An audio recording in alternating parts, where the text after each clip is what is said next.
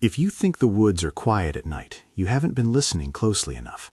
Some places don't just hold secrets, they keep them alive, like slow lungs beneath leaf litter. Tonight I'm taking you into those lungs, into the remote stretches and reservation backroads, into hunting stands and cabins where ordinary people ran up against something that wasn't supposed to be there. These are stories people don't tell twice.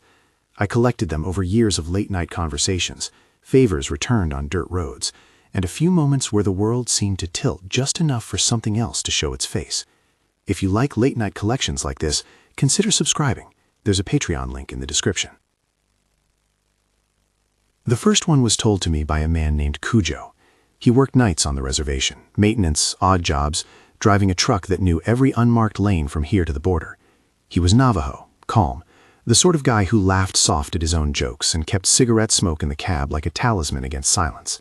He didn't tell the story to scare me. He told it like a report, a thing that had happened and then changed how he moved through the world. It was late summer, the kind of heat that hangs from the road and makes distant things shimmer. Cujo had been out fixing a generator for an elder's home, and by the time he finished it was deep night.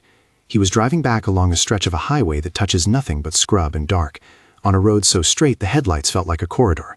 There was no moon, and the radio had given up somewhere after an old country song. He said the air on those nights smells different, not just dry, but a metallic tang, like the sky itself is wound too tight. He heard it before he saw it. First a thin, high keening, wound up and thrown over the scrub. It wasn't the cry of a coyote, it didn't roll like an animal.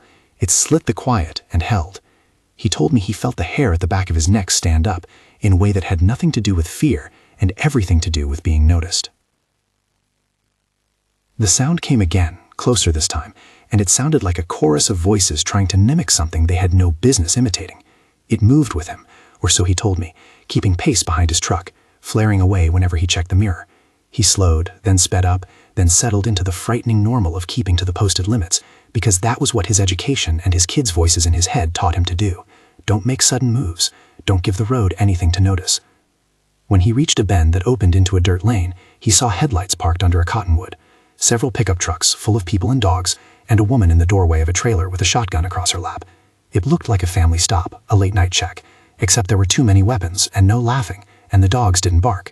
An old man with hands like split wood walked toward him carrying a lantern. Cujo said the man didn't look at him initially. He looked past him, through the windshield, as if seeing a second truck behind Cujo that wasn't there. His voice was low, steady. "You shouldn't be out here tonight." Cujo explained what he was doing. The old man's eyes moved to his face, sharp as a hawk's. "Stay with us for the night," he said. "We've had guests. They don't like a lone light getting in their way." The family was polite in an old, cautious way. They fed him coffee that tasted like it had been boiled twice, and they set a blanket over the back of his truck. One of the younger boys sat on the tailgate with a rifle across his knees. The dogs lay with their legs tucked close, ears twitching toward the tree line. Every 10 minutes somebody would rise and walk to the edge of the clearing, stand like a statue, and listen. They didn't speak about what was out there, but Cujo said the whole air in that little yard tasted like a warning. When he described it to me later, he said his whole body was humming with the sense that he had been accepted into something small and brutal.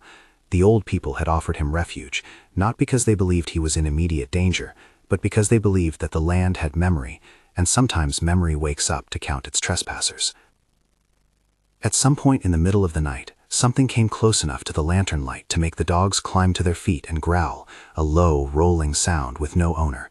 The group's leader stepped into the circle of lamplight and spoke a few words in Navajo that Cujo didn't repeat for me. He only said the tone was not a prayer so much as a sealing and address. The animals quieted.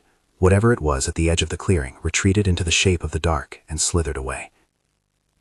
By dawn, the exquisite, high keening had stopped. Cujo left, and he kept his truck full of things that mattered. Tools, extra blankets, a small box of photographs, as if the ordinary cargo of a life needed reinforcement when the world had shown its thin places. He never went back that way at night. He told his friends. Some scoffed, some listened. Mostly it moved him from a place of casual skepticism to careful respect. "Some things," he said, "live on rules you don't get to know." I asked whether anyone had told him it had a name. He sighed and said, "Some call it a skinwalker, others don't speak that name. Names are heavy." I asked if they were telling a story or issuing a warning. He shrugged. Both, he said. When he told me, I felt the same tightness in my chest I get when I drive under a low train bridge at night, the sense that a space has been claimed by an intelligence older than the people crossing it. I don't claim to know what kept pace with Cujo's truck. All I can say is this: he walked away from it with a new way of moving through the world. He kept his truck's windows up after that. He kept his lights on, even though he said sometimes the light felt like a betrayal. There are a dozen ways to misunderstand a story like that. You can file it under cultural superstition, or sleep deprivation, or hallucination on long drives. You can also, as I did, let the detail hang. Dogs that won't bark, a family who expected the presence and had rituals for warding it off, the way a warning can feel like a living thing. The reservation, Cujo said, keeps a longer memory than the rest of us. People who live there grew up hearing about rules that are not laws, but are enforced all the same. That line between cautionary tale and lived practice is thin. It was enough for him. I drove north from there months later, up into an expanse of trees that sits across the shoulder of the map like a green bruise. My granddad took me hunting there when I was young. He had a face that folded into itself at the edges, a laugh that could break a silence, and a rule about noise. We learned to move like we were part of the forest, not guests. When he told me his story about the buck, he did so like a man admitting to having met something that did not fit his vocabulary for game. It was a clear, cold morning in late October, the kind where your breath hangs like a curtain, and the maple leaves lay as thick as a carpet. He had been in his stand since before dawn, the world narrowing to the habit of breathing and watching a small patch of skyline. He was used to deer. Deer are part ritual in those parts. He knew how a good buck behaves. This one came in silent, like someone moved around the forest without making a sound. The first thing he noticed was not the antlers, but the eyes. They weren't the glass of a hunted animal. They were pure attention, too big for the skull that held them, and in that attention there was something like calculation. Granddad said he shouldered his rifle, old nervous habit, but the rifle felt wrong in his hands, heavy with protocol. The buck stopped maybe 20 yards away and looked back at him, and for a moment the world tightened to the space between them. Then he said something that I didn't expect an old man who'd spent his life in woods to tell me. The buck put a thought into his head. Not words exactly, not human syntax, but a blade of sense. It sliced across his mind and left an image, an outline of a path, a rule, a harvest not meant for man. He didn't shoot. The buck treated him with a kind of disappointed curiosity, as if he had breached an etiquette. It turned and moved away, leaving no sound but the brush of antlers through ferns.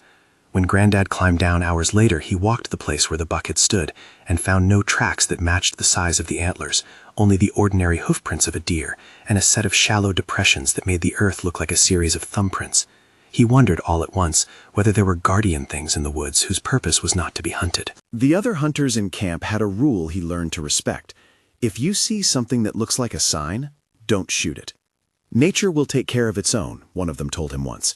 And what he meant wasn't spiritual comfort so much as a practical warning, delivered with a farmer's bluntness. Don't anger whatever keeps the woods. For my granddad, the memory of that antlered buck lived like an unanswered question. He kept the story short, because stories that demand no easy explanation have a way of expanding to fill your days with superstitions.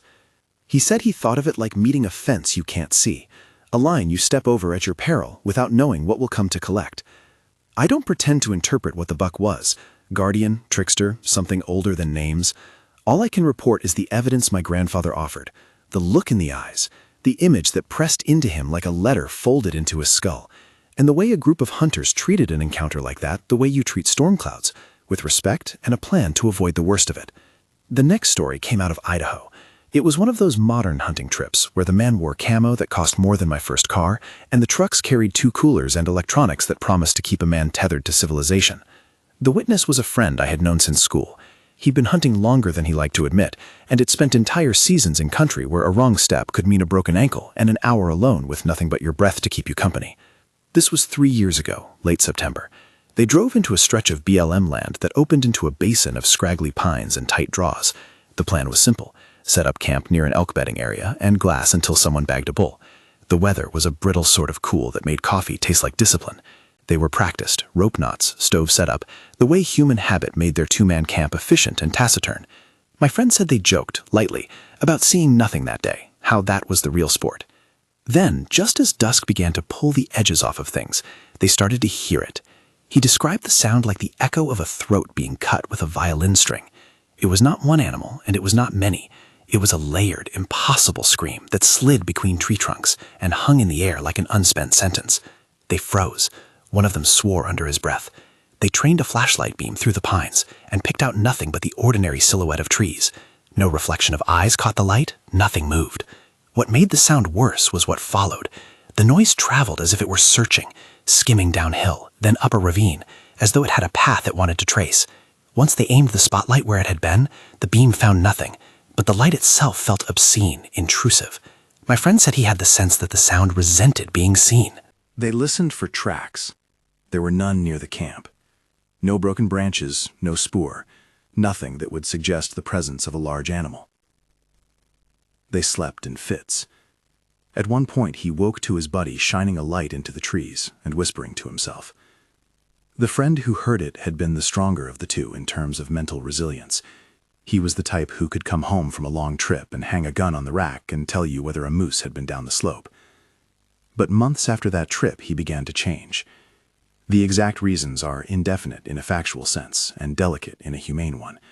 He started forgetting simple things, withdrawing, claiming in passing that he would wake up to that same scream in the back of his head.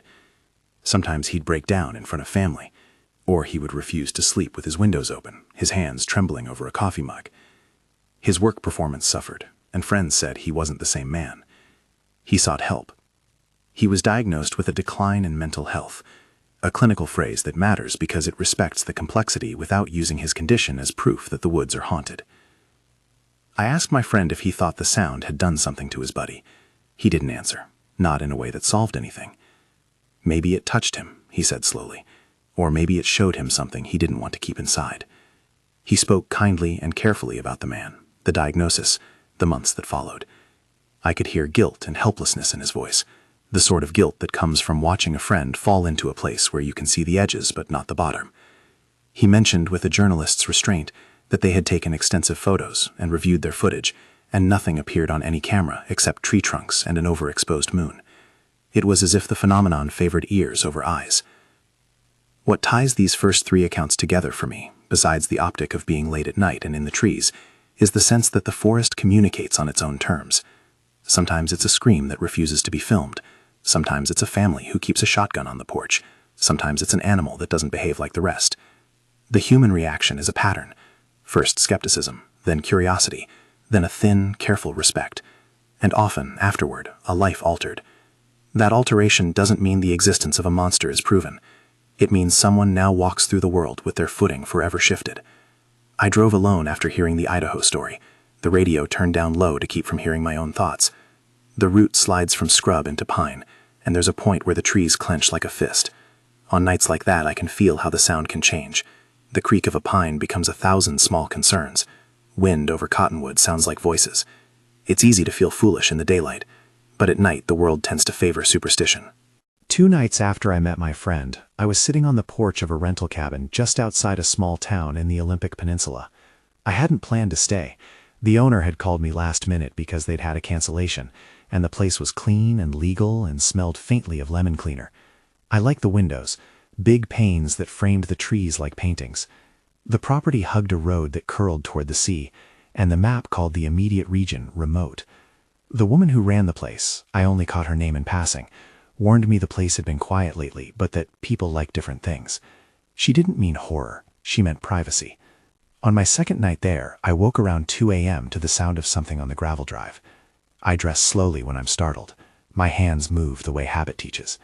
Through the window I could see headlights approach, then park, then extinguish, the car's silhouette marring the black. A headlight left a smear across the fog like an eye. A figure got out, thin, long, and walked to the edge of the property where a circle of cut power lines met an old oaken fence. He stood there for a long time. At first I thought he had a lantern. Then I realized the light was the moon, silvering off what might have been an ice blue face. He turned his head toward the cabin, and I felt something like scrutiny. Not a human curiosity, more like a population count. This is where the story can go dangerous, and I'm careful to keep it simple. I went to the door and peered out. The figure moved toward the tree line and then vanished into the pines. The next morning, the homeowner found something at the edge of the property, a small heap of bones arranged in a circle. They were animal bones, stripped clean in a careful, repetitive way, and someone, maybe a child poking, maybe an adult photographing, had placed a smooth stone in the center. The woman who rented the cabin did not joke about it. There were no footprints, only a faint scuff in the leaf litter where the ground had apparently been pressed down in a shape. She'd heard stories of people losing time in that area, of drives where passengers looked up and found a half hour missing. She told me about a sinkhole down near a trailhead, one that had appeared and then receded like some territorial opening and closing. She didn't offer a tidy explanation. She told me, in the way people tell you bad news about a mutual acquaintance's health, that sometimes roads in that area are watched. She said what she was told when she first moved there. Don't stop when you see the white figures. Keep going. Don't park. Don't take a photograph. I asked who told her that. She shrugged and said, neighbors, old-timers, people with a habit of keeping their mouths shut to strangers. When I asked if she wanted me to leave, she laughed, the laugh of someone too middle-aged to be frightened into haste. No, she said, but don't get comfortable. You can bank these details together and make a tidy case that something territorial is at work. Or you can read them as a scattering of odd human occurrences, each one an accident of coincidence.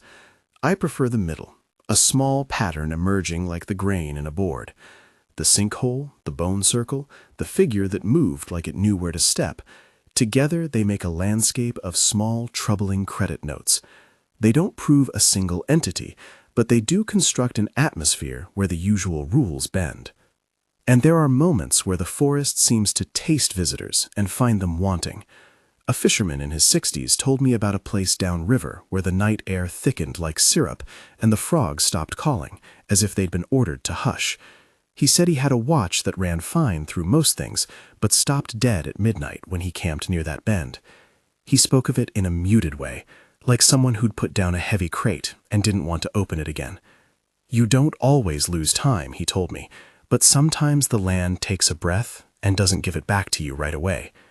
These are the kinds of statements that go unadvertised, small personal losses that do not make headlines, but knit together into an argument for caution.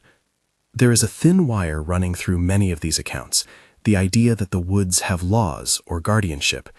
The antlered buck, the family on the reservation, the pile of bones at the edge of the cabin lot, the shriek in Idaho that found ears but wouldn't be pictured, each suggests a place that advertises itself as more than timber and soil. It's a public but unmarked unfamiliarity. Between stories, I often find myself trying to define disturbing in a way that isn't merely sensational. For me, disturbing is not blood and sudden death, though those are unsettling in their right.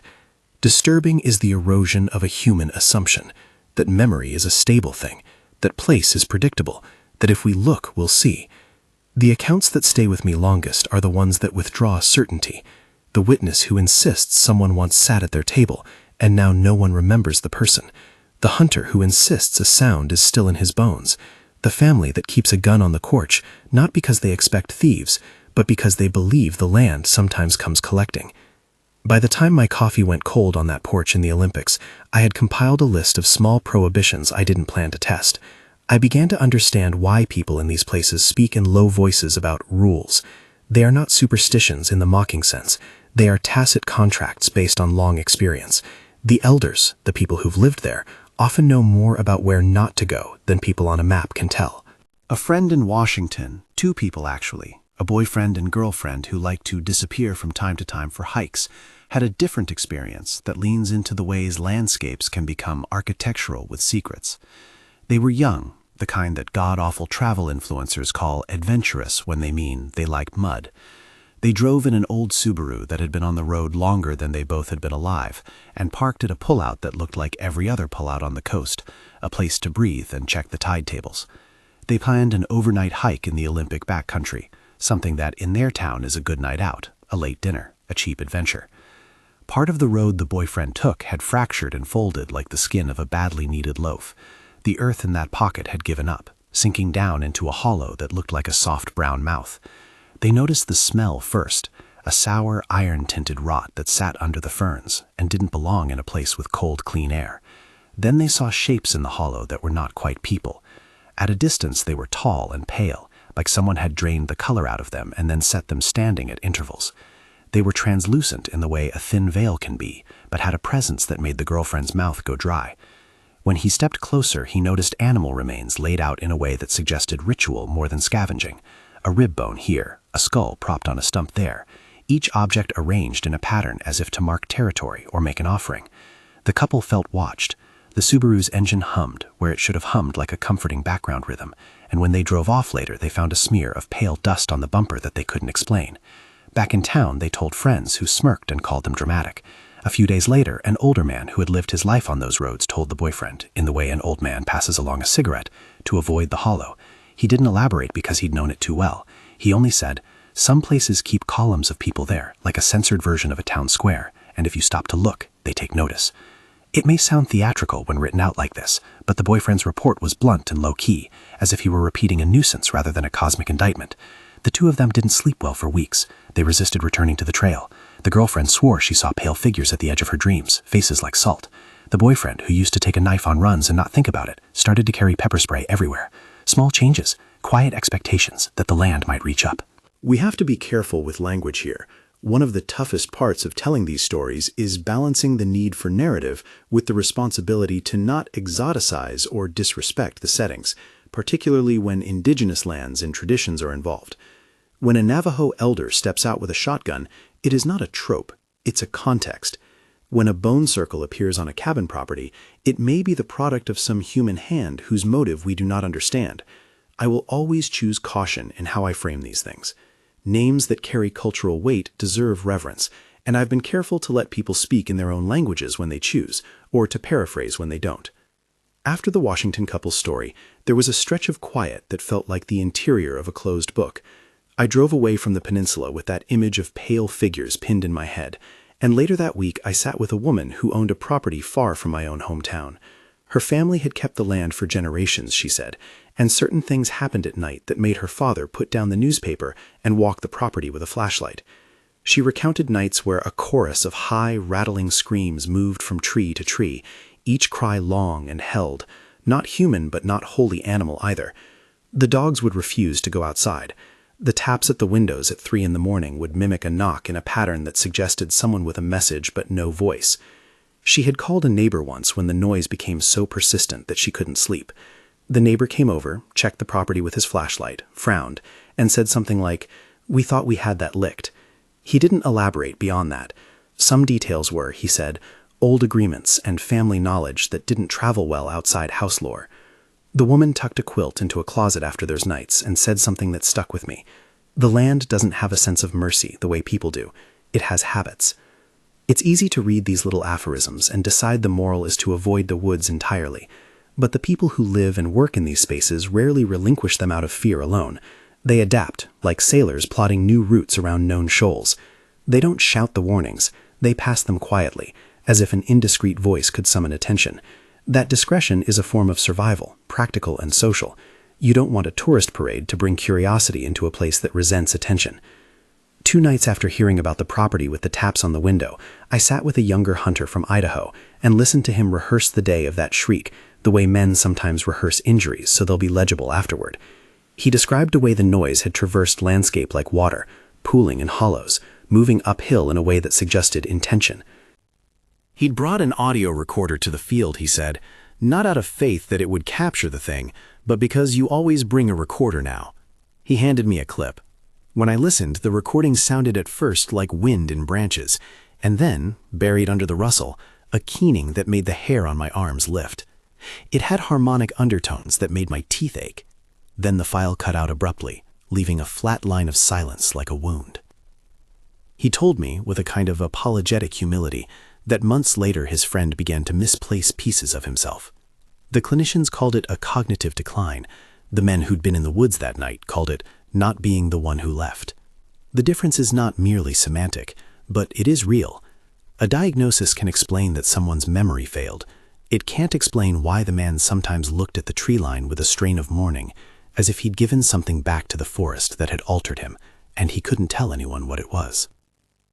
I asked my Idaho friend if he regretted going out that night.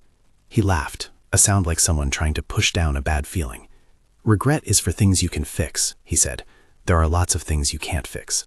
He didn't shake his head so much as fold into a quieter mode, where the conversation becomes practical. How to help a friend who has changed, what to say to a family who needs to keep working, how to tell a story without pinning it like a taxidermy thing. Those conversations are delicate because they carry consequences. At the edge of every narrative I've collected, there's a person who is paying a cost, sometimes private and sometimes catastrophic. A hunter no longer hears the same world. An elder sets a shotgun by the door. A couple avoids a trail. A man named Cujo keeps his window rolled up. These are the human effects, and these are the details that make the stories stay with you long after the rattle of a scream has faded from the file. There was one report I almost didn't include in this night's lineup. Too many people get the wrong idea from particular accounts, but it keeps appearing in my notes, demanding a place in the arc. It's the sort of story you tell and then realize you have no grammar for the aftermath. It is not explicit violence. It is not even necessarily supernatural in the crowdsourced sense. It is, instead, a quiet theft of memory, of recognition. When the mind is a bank, someone must have stolen a small, precise set of deposit boxes, because people who knew the missing person insist on a blank space where a life once was, and the rest of the world adjusts. I was reticent, but the story matters because it marks the tonal shift we promised when we opened tonight, from strange occurrences to a kind of existential erosion. The details I'm about to tell are the ones the narrator swore to me. They are second and third hand, and they come with the caveats that all good testimony requires. I relay them exactly as given, preserving the sense of disbelief that hangs over anyone who claims to be the only one left with a memory. It began, he said, as a simple weekend away with friends. A cabin on a river, old boards and a stone hearth, the kind of place where men take their fishing poles and their dogs for the weekend. He went with two people he'd known for years, a kid he had grown up with, and a woman who was the kid's partner. The three of them carved up tasks with practiced ease: split kindling, start the fire, check for bears, make coffee. There was a ritual to their motions that made the cabin feel like a small, self-contained society. They built a fire on the second night and sat around it, telling stories that grew teeth in the telling. The wind went in and out of the loop built by the trees, and the river talked in a steady, low register. At one point someone, the narrator wasn't entirely clear which, found a little ceramic figurine in the ash, a trivial thing that should have been fragmented but was oddly whole. They held it up under the firelight. It looked like a small person. They joked about it, dropped it into the flames like an offering to keep away mosquitoes, and laughed in the way of people sure they'll always laugh. That's when the shape of the story bent. One of the men, a fellow named Josh, whom the narrator described as a regular, practical sort, left his beer by the pile of kindling and said he was going out to get wood. He walked into the woods with the cap of his flashlight on. The other two watched him go, watched the light move, and then watched it stop in a point, and then melt into black. The length of time he was in the trees should have been short, the narrator said. It wasn't. They called his name. No answer. When Josh didn't return, they walked the rim of the tree line calling until the throat of the night wore them thin. At some point the narrator heard someone calling softly, a child's voice maybe, echoing a name that might have been Samantha's. The narrator said he heard laughter that wasn't quite right, like a recording played at a wrong speed. Josh's partner, Samantha, stood at the edge of the trees, her mouth open, and then she walked away, toward the cabin, as if she'd always been inside. The next morning, they realized Josh was gone. They alerted the county, searched until their lungs seared, talked to rangers who left them with the bureaucratic politeness of professionals trying to be helpful. Weeks went by. The sheriff told them to file a formal report. Friends hung flyers. The town parted ways eventually, because life demands it. Jobs, obligations, the slow logic of needing groceries. The thing that really shattered that part of the story was easier to state than to bear. When the narrator called Josh's workplace, they were told Josh had never been employed there. When they called his sister, she asked whom they meant. His name produced only a blank line for some people. It was as if the world had smoothed his existence out of the record. Samantha's partner insisted she had been there, that she had been Josh's lover for months. But friends in town, neighbors who had been to barbecues and high school reunions, shook their heads slowly. They didn't remember a man named Josh. It is an odd, terrible thing when the fabric of social memory frays, when the name associated with a person slips from the weave. The narrator told me, in a voice that refused to turn into melodrama, that he could see the space where Josh should be everywhere he looked. At the bar stool Josh used to occupy, at the fishing spot he favored, printed in photographs where a man-shaped negative registered only as blurred air. He showed me a photograph. It was a printed Polaroid from the cabin weekend, edges soft, the fire in the background like a pale sun. In the foreground, 2 people stood, Samantha and the narrator. Where a third person should have stood, there was a slight blur of light, like a smear when the camera jolts. Not a body so much as the imprint of a body on light. When the narrator scanned the emulsion for fingerprints, the lab returned a result that said nothing conclusive. The sheriff's office labeled the case as missing persons for a time, then faded it to indefinito, because evidence for a missing man who never existed in paperwork is a poor thing to build a case on. Months after the disappearance, the narrator said he found a small packet of cookies in his pantry. He was sure he'd checked the place twice the night before.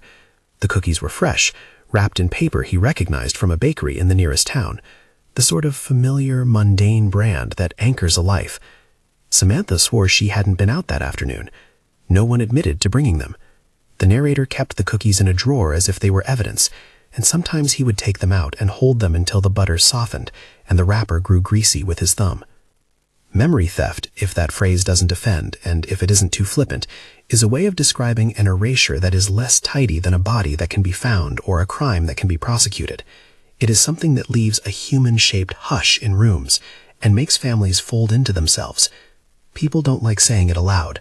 There's an almost comic cruelty to the idea. For a thing to be missing and for everyone but you to agree it never existed requires an iron patience to endure. The narrator told me he was tired in a way that wasn't physical, an exhaustion born of keeping watch over a hole in reality and trying to prove it to people who have already turned the page. Listen, I'm not telling this as proof of anything. That would be dishonest and clumsy. I'm telling it because if you listen, you will hear how such a small collapse, a name that slips, can be a kind of terror in the world. Imagine inviting people to dinner and finding the chair you set for one guest remains forever empty, but no one else remembers pulling it up.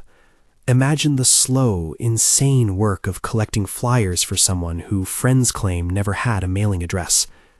I left the narrator's house at dawn because some part of me knew you shouldn't sit with people who have holes in their memory too long. It might be a selfish instinct or a survival one. I'm not sure which. On the drive away, I thought of Cujo, of the old man with the lantern, of Granddad's buck with the eyes like knowledge. I thought of the couple on the peninsula and the man whose mind lost its shape after an elk scream. All of them ask a version of the same question. What keeps the woods? What right do we have to trespass through a place that seems to keep its own ledger? There's a temptation to call these most disturbing because of the drama of vanishing people or because a friend fell ill. That temptation cheapens what is actually at stake, a subtle shift in the human assumption that our communal memories are a shared resource. When a person is unremembered, the culture around them must either malign them or invent a simple cause. Friends become unreliable, authorities file forms. The woods remain unchanged in a way that is almost offensive in its indifference. I had intended to end this hour's recount by circling back to the theme and lightening it with a line about campfires and coffee, some return to lucidity. But the next story I have to tell pushes the edge further, and it is the one I should have saved for the end. A wedding night sighting on a river that repeats itself in towns miles apart, a set of apparitions in evening dress, a bride in white who returns to multiple shores. It is the kind of material that knocks the wind out of you because it scales the uncanny up from singular incidences to a phenomenon that migrates, that appears like a traveling troupe. I won't tell you that one yet, not because I'm hoarding the best for last, but because we need to sit with what we've already heard, how a family keeps a shotgun for prevention rather than bravado, how a family keeps a shotgun for prevention rather than bravado, how a hunter comes back from a stand with the sense that something spoke into his head, and then move on. Because the river story I promised is the one that scales the uncanny until it becomes almost civic, until the ghosting is no longer a single property or a single family's grief, but a thing that shows up in different towns and refuses easy explanation.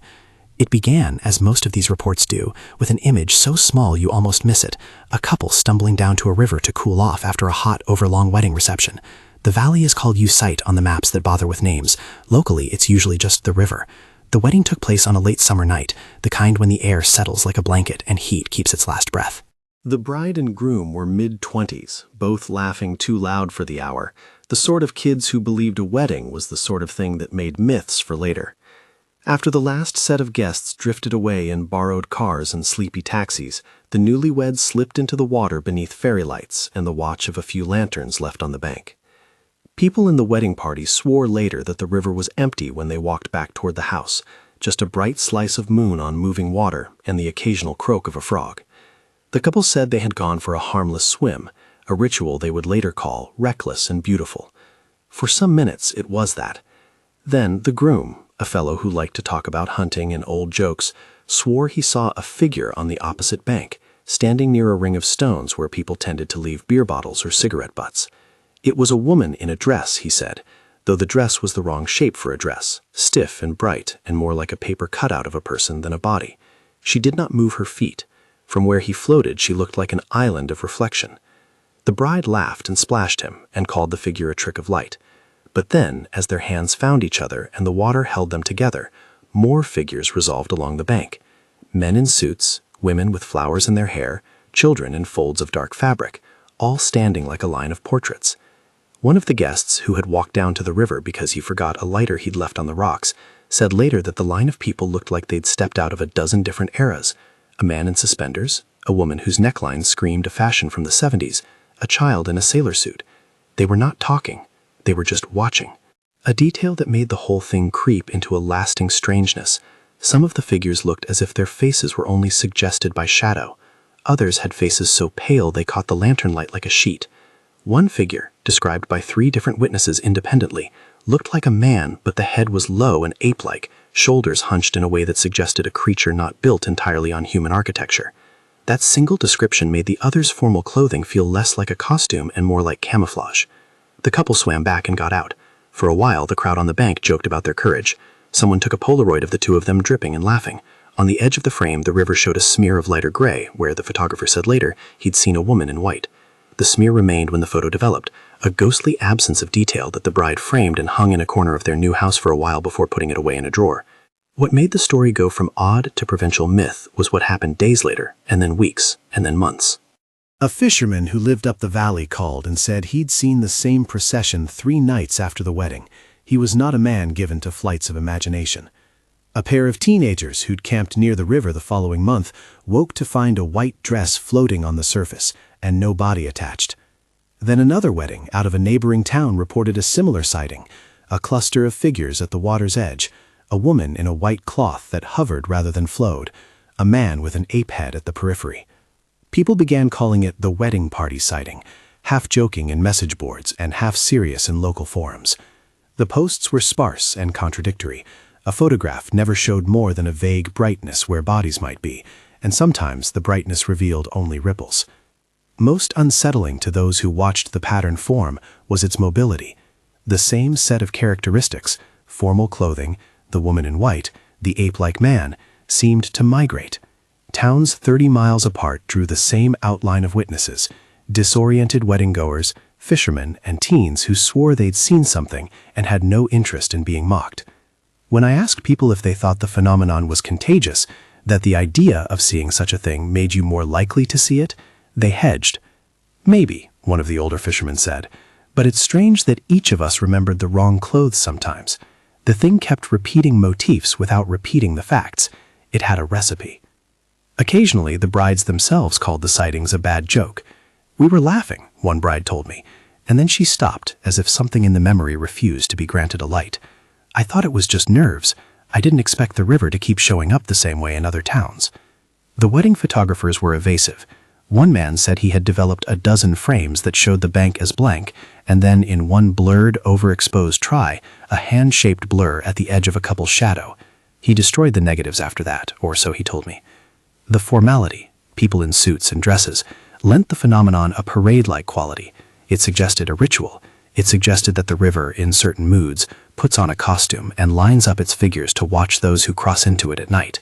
Perhaps the creepiest thread in the witnesses' stories was the consistent feeling of being observed, as if by people assembling to witness something solemn. One woman said the line of figures had remained immobile for nearly an hour, and when a trickle of a morning mist came in, they seemed to merge with the fog and then dissolve like a dream. Another man claimed, with the hesitant bravado of someone who had to make sense of what he saw, that on one occasion the figures rearranged themselves to mirror the crowd on the bank, as though the river had paused to catalog the living. The local folklore took shape fast. A drunk at a bar would call them river ghosts. A priest would tell people to pray and move on. Teenagers would dare one another to swim at midnight and then come back shaken, not because they'd been touched, but because they felt watched in a way that left a memory like low-level nausea. Those who took the sightings seriously took pains not to be public about it.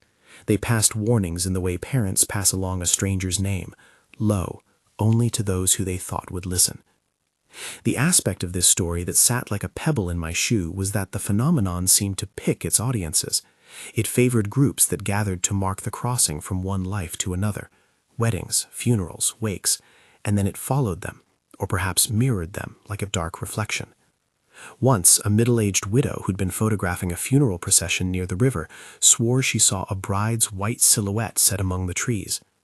Another time, a traveling troupe of performers reported a line of pale, formal figures watching them at a creek crossing in the dark, and one of the performers, a stoic man who had spent his life on the road, refused to cross the water until dawn.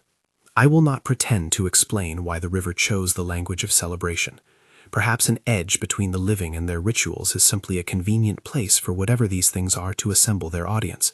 Perhaps a wedding dress hung on a line resembles something else in a mind that has forgotten the difference between fabric and yearning. What matters to those whose lives brushed it is the aftertaste, the sense that memory and ceremony are not purely human monopolies. The river takes or borrows whatever it pleases. After the wedding stories, the anecdotes thinned for a while, like a band of cloud that clears and then returns. But I kept finding recurring lines in people's accounts. Taps on windows, dogs refusing to go outside, regional elders who mutter, "They count now," when prodded. That last phrase, "they count now," is one of those small, culturally dense things that people drop into conversation and expect the listener to understand or to leave alone. It implies a ledger. It implies a calculus in which the land names its visitors and keeps track. It's a phrase that took me a long time to accept at face value, and even longer to repeat without irony. There was another property owner I met, farther north and older than the cabin woman I mentioned before. She lived on a plot of land that had been in her family for a century, a place of stone walls and a small orchard. She was not interested in the idea of being dramatic. In her kitchen, the teapot sang with a practical indifference, and she poured us both a cup with hands that had pressed bread for years. When she told me about the night screams, she spoke like a woman reciting the weather, a journal entry, not a confession. Her family's history with the land had always involved a careful sense of timing. They kept paths unmown in summer and left certain hedgerows alone because they knew better. Her grandfather had been the sort of man who could read a field and tell you the weather a week before the forecast. Over the decades, she said, people had dyes in the adjacent wood, some found under roots, some not found at all. 7, maybe 8, she told me with a shrug that made the number a burden she didn't want to count aloud. I asked if those deaths had been investigated. She gave me the kind of look that meant paperwork exists but doesn't contain everything worth knowing. They checked what they checked. Sometimes they found a body, sometimes they didn't. Sometimes the finding is all the town will allow. What made her account distinct from others was the sound she described, not a scream, strictly speaking, but a long unfurling call that lasted maybe 4 or 5 seconds, each time like the sound of a throat opening and then being closed. It rode across the orchard and rolled down to the stone wall and then moved on, like a train you only glimpse when it goes by. Dogs would crouch, shutters would rattle. She told me about nights when the household would gather in the kitchen, cups in hand, and listen to that long call orbit the property. Her father, the kind of man who didn't indulge nonsense, would go out and check the fields and come back with soil on his boots and say nothing. We learned to let it circle, she said. Sometimes it comes near the house and leaves a smell, like metal and old clothes. Sometimes it goes on beyond the wall and you can feel it in your teeth. There was a time, she said, when the screams started to coincide with the news of people walking into the forest and not returning. She wouldn't speculate on cause. She used phrases like, "You can read a place wrong," and "people are not always careful." When I asked whether she thought the land sought blood or memory or tribute, she only smiled, the kind of smile that meant she would not give me the sort of story I'm paid to repeat. Instead, she pointed to a shelf where a ledger lay. The ledger was mostly accounts of mundane things, seed purchases, a note about an engine replaced in 1978. Tucked between the pages, someone had pasted a scrap of a local paper, a clipping about an inquest into a missing person from decades earlier. The edges had browned. She slid it back out and said, "People put things here to remember. The place remembers differently." There is an ethic that grows in these conversations, a reserve, a habit of not making claims you can't retract. When people tell me about nights of screams and taps and the smell of iron, they are offering me their experience, not a theory. That distinction matters. It keeps the conversation from being either credulous or dismissive. I had to learn it the hard way. Listeners want answers, and storytellers who cannot deliver them are sometimes left with suspicion, or worse, laughter. But the stories rarely stop at sound. Often, there is a small, visceral thing left behind. A pile of bones arranged in a circle, a smear of pale dust on a bumper, a Polaroid with a blank space where a man should be. Those tokens do something important. They pressure the intangible into a place where human hands can touch them. They are not proof, but they are hard to ignore. The bones at the cabin, the cookies in the narrator's pantry, the stone in the center of that circle at the cabin lot. These are things you can hold, point to, and say, this happened. They function as anchors for the story, which otherwise might dissolve into mere rumor. After the river sightings and the orchard screams, the current of reports turned towards another concern: people who come away from the woods with their sense of who they are eroded. I had already told you about the hunter whose friend had a collapse after the elk scream. I told you about Josh and Samantha, and how Josh slipped out of enough people's lives that his name became an empty space. Those themes, the theft or identity and the erosion of memory, cluster together like wet leaves in a drain. A final report that I want to share with you is less about a single place and more about a trend I started to notice as I compiled interviews. People kept mentioning the way the woods handle attention. In several towns, I was told variations on a similar rule. Don't leave a light unattended. Don't take a photograph of a figure. Don't welcome a stranger to sit at your table. You'd think these were folks being quaint, but there's a practical logic underneath them. Attention is currency. When you shine a light into the trees, you announce yourself. When you point a camera, you fix an angle. And sometimes, people told me, what you fix becomes a thing that holds you. There are no clear instructions in these tales, no rituals to save you, no simple talismans. There are only small, careful behaviors that generations developed because the consequences of ignoring them were messy and real. Close a door. Leave the path. Keep your hands where people can see them. Bring food, but give it to the ground. These are the sorts of rules that sound like superstitions until you hear them from 8 different mouths. Not everyone adheres to the rules, of course. There are plenty of folks who scoff and then have an experience that changes them. There are also people who claim not to care and then change quietly. They stop going to certain campsites. They put up bird feeders in different places. They move during spring. The transformations are small. They are practical. They are all the more telling for being so ordinary. As you listen to these accounts, you might be tempted to catalog them, to decide which ones are the product of culture and which ones point to something else. It's fine to sort. I'm not here to convert you. The most I can offer is the pattern I see, an ecosystem of occurrences that cluster around nights, edges, water, and collective rituals. The actors are not always consistent. Sometimes it is a family at the edge of a reservation. Other times it's a bride by a river. The only consistent detail is the human reaction: shock, adaptation, and then a life kept on the margins of the place that remembers differently. I drove away from those conversations with a set of small habits I didn't expect. I found myself checking my headlights on unfamiliar roads, keeping my phone screen low near the tree lines, and avoiding going out alone at night when I could help it. I'm not making the claim that avoidance is a cure.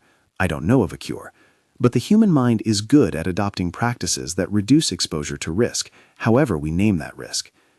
Before I close, there is one detail I want to leave you with, because it has haunted my own thinking long after the interviews ended. In multiple accounts, Cujo's family with the lantern, my granddad's encounter with the buck, the wedding on the river, the cabin where Josh vanished, there's a shared aesthetic, a crossing. The people involved had all stepped into a moment when something else judged them. Sometimes that judgment was silent and measured. Sometimes it was loud and accusatory, like the scream in Idaho that echoes in someone's bones. But the through line is the same. The woods, the river, the valley, these places keep time in a different way, and they call in their own witnesses. When you step into a place that remembers, you bring with you a short supply of narrative that the place might choose to accept or to refuse. Some people are allowed to keep their stories. Others are not. That perhaps is the most Gothic thing I encountered during my travels. Not that the land is cruel per se, but that it is indifferent to human ownership of memory. There is a dignity to indifference that can be terrifying because it doesn't operate on moral terms. It operates on its own terms. If any of these accounts reach you the way they reached me, the way a cold wind can get through the collar of your jacket in midsummer, then maybe you understand why people who know these places stay quiet. They have nothing to gain by spreading a rumor. The stories are survival manuals in miniature, advice couched as anecdote, as family lore. They are told in low voices at kitchen tables and at bar counters and near church basements, where people can decide whether to believe and how to act. So, what should you do if you find yourself in a place that feels off? I won't give you a checklist. I will only say this. Notice the small things. Pay attention to the dogs. Notice whether the birds go quiet. Keep your movements simple, and do not be the sort to test a place for the sake of proving a theory. Respect the rules people have passed down, even if you don't understand their origin. It is not cowardice to alter your behavior when you find yourself somewhere the map does not warn you about. There are things I didn't put in this recording because they belong to private letters and journals and to people who asked not to be named. There are photographs I saw that I will never publish because the cost to the witness was too high. There are also more stories kept behind subscription doors for those who want more detail, entire interviews, longer transcripts, and audio clips that make your teeth ache. If you want to help support the recording of those extended accounts, there's a Patreon link in the description where I post full interviews and raw material. But whether you click or not, I appreciate that you spent this hour listening. We open tonight's collection with a promise, the most disturbing haunted forest stories you've never heard. Disturbing is a small, freighted word. It can mean gore and sudden death, certainly. But here, disturbing is quieter and more corrosive. It is the slow, patient alteration of what you take for granted. Memory, recognition, the idea that a place on a map is merely empty. It is people who leave with their habits rearranged. It is couples who return from a river and find their photograph lacking a person. It is a man who goes out for wood and leaves a name behind like a missing stitch. If you have a story like these, something you once told only to a handful of people, in a tone meant not for broadcast but for quiet intake, tell it in the comments. There is a kind of communal value in sharing these experiences, a small immunity that comes from not being alone with a memory. If you want more, if you'd like access to extended interviews and raw files, the Patreon has a pack with longer versions of several of tonight's accounts. Either way, tell someone. Stories are the way we learn to move through places that keep their own ledger. I'll end with the image that has stayed with me longest, a line of figures standing at the river, formal and still, watching a newlywed couple laughing in water that reflected lanterns. Imagine the bride in white, her hair wet, the night air cooling her shoulders. Now imagine the bank where the figures stand, not hostile perhaps, but studying. Consider what it means to be watched by something that borrows your own customs like a costume and arranges them out of the parts it finds pleasing. Consider for a moment what it would feel like to step back onto dry land and find the chairs set differently, the guest list altered by a name that the room refuses to speak. Listen for the sound of leaves. Keep your light low. And remember, some places are not empty when we leave them. They keep notes. They count.